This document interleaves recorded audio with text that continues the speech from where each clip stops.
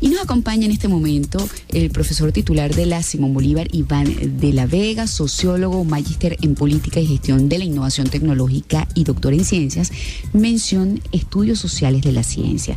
También dirige el Laboratorio Internacional de Migraciones en la Universidad Simón Bolívar, y vamos a hablar precisamente de los venezolanos que migran para buscar una mejor calidad de vida.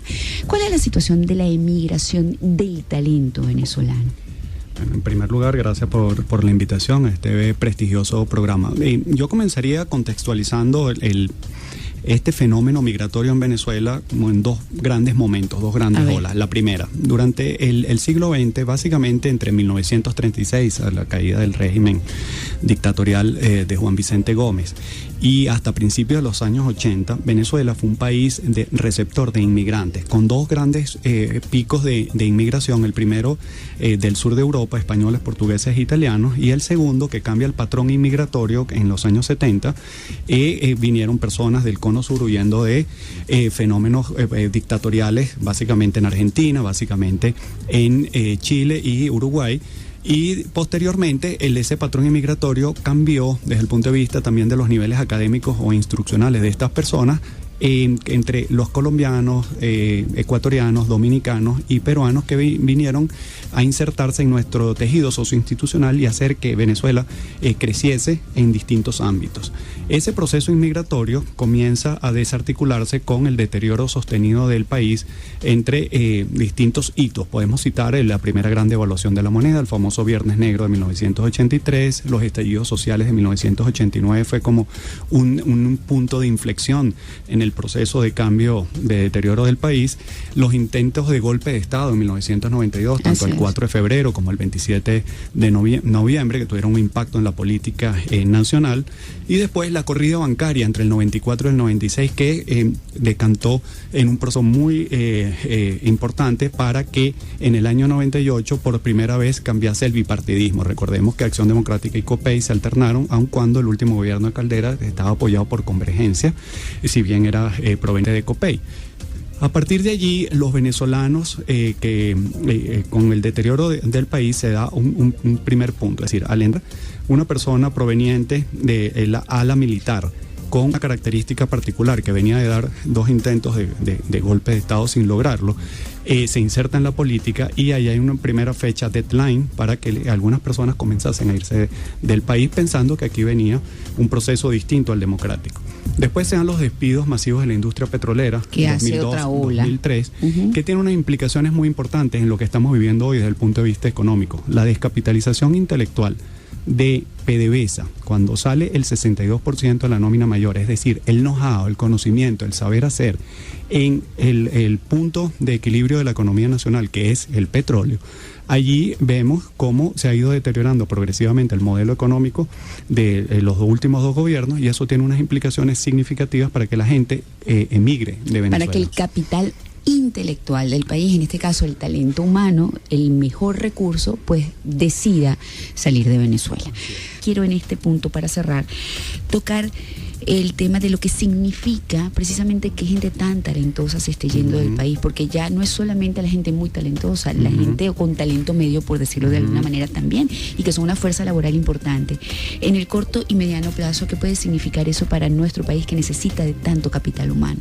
Lo primero que debería decir acá es que Venezuela está perdiendo su capital más importante, el intelectual. Cuando un país no se inserta en la sociedad global del conocimiento y no reconecta a su gente, pero además no tiene políticas públicas, ni programas, ni instrumentos para que minimizar este proceso migratorio, es un país que va camino al oscurantismo. Ese es el primer punto.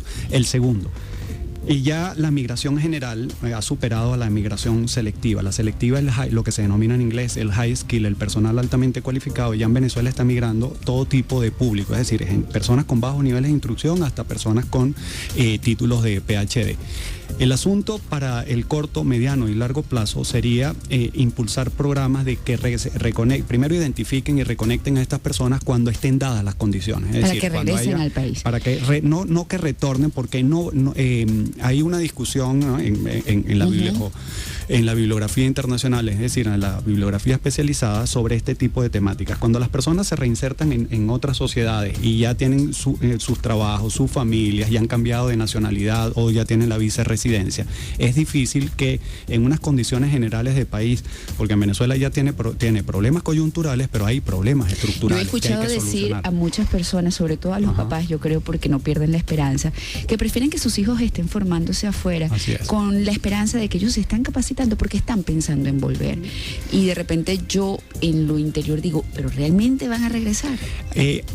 Es compleja la respuesta por lo siguiente: cada persona es una historia de vida y cada historia de vida va cambiando, es móvil, es un blanco móvil. Entonces, el que hoy piensa en retornar en 3 años después de sacar una maestría o una especialización, o simplemente va a trabajar, hacer capital y retornar, puede cambiar, ¿no?, en ese periodo. Por eso se habla de movilidad, se habla de migración, inmigración y emigración, y se habla del concepto de diásporas intelectuales. Las diásporas intelectuales se refieren a aquellas personas que con altas cualificaciones se insertan en un país de mayor desarrollo, pero se reconectan con su país de origen formalmente a través de programas, instrumentos, agendas de trabajo, agendas de investigación, visitas, formación de personas, trabajos de consultoría, asesoría, y que pueden aportar en iniciativas concretas para resolver problemas en el ámbito de la educación, en el ámbito de la salud, en el ámbito de la ciencia, la tecnología y la innovación.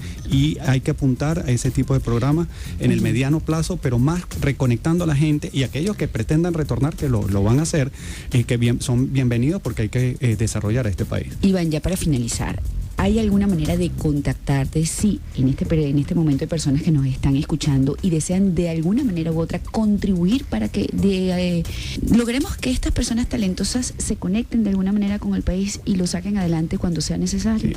Próximamente va a salir una plataforma que se denomina VERRED Venezuela, en red global.